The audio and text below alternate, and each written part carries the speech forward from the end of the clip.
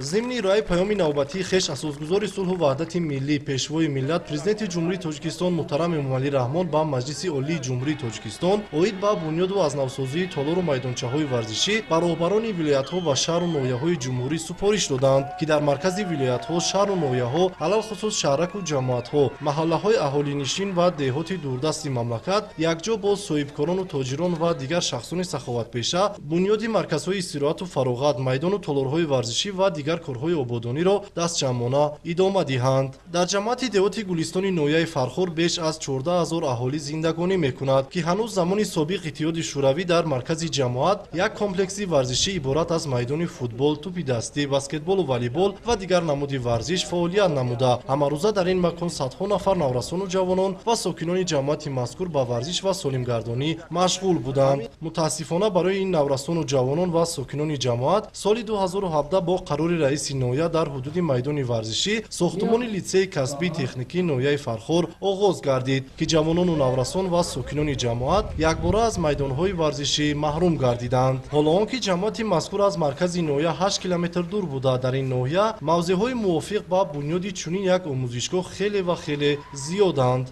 ابراز می‌دارند ساکنان محلی.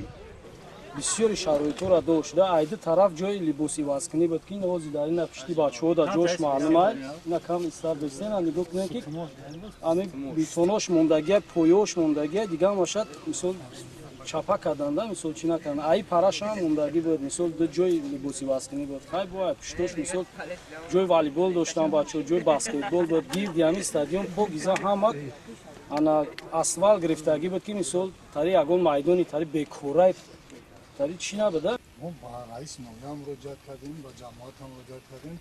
برای دیگر جو ساختن همونجا زمینه آبیه میگه ممکن نیست وجود نمیکنه.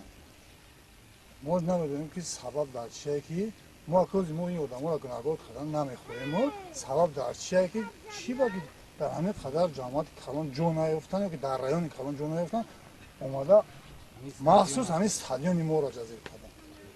بسکتبال بود، همه ورزشی بود همه نمودش بود در چورابینی و نوروزی هم در همه جا میگذشت در همه جا ما بازی میکنیم ما شاگرد همه کسیم این مدت 3 سال میشه همینجا وایرون کردگی کجای دوام میریم هیچی یکم چی نیست یکم چورا نمیبینم. در حجتگزاری یکی از طرف مقامات اجرایی حکومت دولتی نویه فرخور به این ساکنان پیشنهاد نمودند موضع مذکور همچون محل اهالی نشین حجتگزاری شده است و به اطلاع مقامات محلی در یگان مخصص این موضع همچون میدان ورزشی نشان داده نشده است، در حالی که در دو طرف ورزشگاه انشاءات یاری رسان برای عوض نمودن سر و لباس فواره‌ها و دیگر نقطه‌های خدمت رسانی سالیان دراز در خدمت مردم قرار داشت.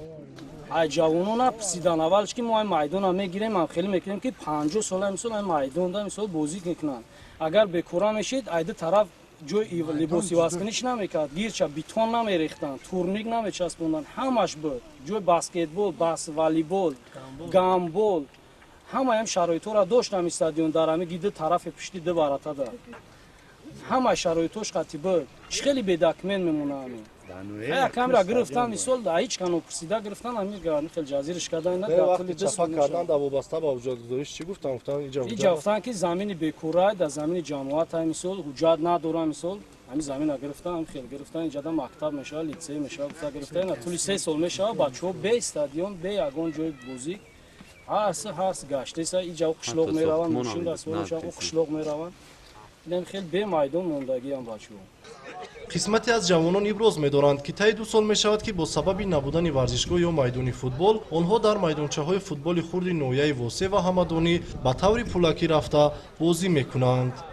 10-12 نفر جمع میشیم مثال میریم 35 کیلومتر میریم بازی میکنیم همونجا دا ساعتش دا 60 سومون میتیم هست آدمایی که میگیم شون بازیگرانه ندارن اون مبلغ میگن نمیریم مقصد نداریم دیگه از اون جایی که بکنیم مثلا 70-80 میگه را پول میکنیم مثلا ما داریم میکنیم دیگهش نداره.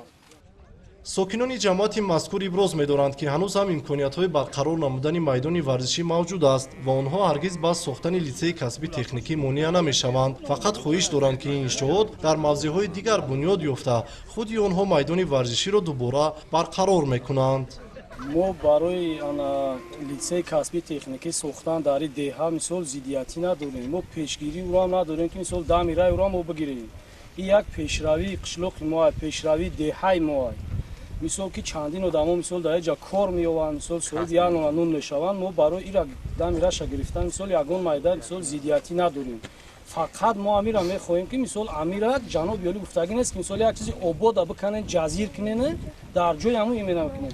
Мисол чизи обода кандан дар ҷош кардан мисол як рӯи чи нест мисол ки мисол чизи обода бояд накананда мисол дар ҷош кунанд. Мисол мо заминои мо бисёр мо замин бисёр дорем. Мисол мешавад ки дар як ҷои дигар раванд амро мисол гиранд наму сохтмоншона кинанд наму литсеи касбӣ мисол мешавад ки мо ай погиза гирд ванои гӯшаи мо ҳама заминои холианд. Мешавад ки дар дигар ҷо варзишгоҳ сохта намешавад ҷабаро ки мо варзишгоҳи мо чизи обод буд гирифтан канданашам михел кадан. мо ҳамира ба меҳнати худмон бо мегирем ва астанавид мекунем. Бо мо худмон ҳами халқ ҳама ҷамъ мешем, сум худмон ташкил мекунем, ҳамира худмон пур мекунем, ҳамира худмон замонавӣ мекунем, ҳама ҳамира худмон мекунем. Неки фақат ҳамора иҷоза битан ҳами стадиони будагии худмона мо ташкил кунем мекунем. дар як қатор ҷамъату деҳоти ноҳияи Фархор майдонҳои футбол мавҷуданд ки ҳамасола мардум дар мусобиқаҳои гуногуни варзишӣ ки аз тарафи масъулони соҳа роҳандозӣ мешавад ширкат меварзанд. Сокинони ҷамъати деҳоти Гулшан соли сеюм аст ки аз баргузории чунин мусобиқаҳо маҳруманд. дар мақомоти иҷроияи ҳукумати давлатии ноҳияи Фархор ба мо иттилоъ доданд ки сохтмони иншооти мазкур аз тарафи Вазорати меҳнат, муҳоҷират ва шуғли аҳолии Ҷумҳурии Тоҷикистон ҳанӯз соли 2017 оғоз гардидааст ва бо сабабҳои номаълум то имрӯз ҳамагӣ такурсии он бунёд ёфта корҳои сохтмонӣ дар чокуни бино рафта истодааст. бинобар сабаби набудани заминҳои холӣ дар ҳудуди ҷамъияти шаҳраки Фархор мо тасмим гирифтем ки сохтмони бинои таълимии замонавиро ки дурои таҷҳизотҳои замонавӣ яъне майдончаҳои варзишӣ, хобгоҳ ки ба талаботи имрӯза ҷавобгӯ мебошанд дар ҳудуди маҳалли аҳлинишин деҳаи Гулшан, ҷамъияти деҳоти Гулшан ҷойгир кардем ки айни замон чокуни бино дар арафаи анҷомгӯӣ қарор дорад. таъсиси литсеи касби техникӣ дар ноҳияи Фархор воқеан ҳам муҳиму саривақтӣ арзёбӣ мегардад, вале сохтмони он бояд дар ҷое бунёд шавад ки ба фаъолияти дигар самтҳо халал ворид насозад, иброз медоранд сокинони маҳаллӣ. бунёди чунин як муассисаи таълимӣ бояд ки дар маркази ноҳия пешбинӣ шавад, то аз тамоми ҷамъиятҳои дигари ноҳия ба ин муассиса касбомӯзон ҷалб карда шаванд. аз байн бурдани як маҷмӯаи варзишӣ ки ҳамарӯза садҳо нафар ҷавонону наврасонро ба худ ҷалб мекард, ба кӣ лозим бошад, суолест беҷавоб.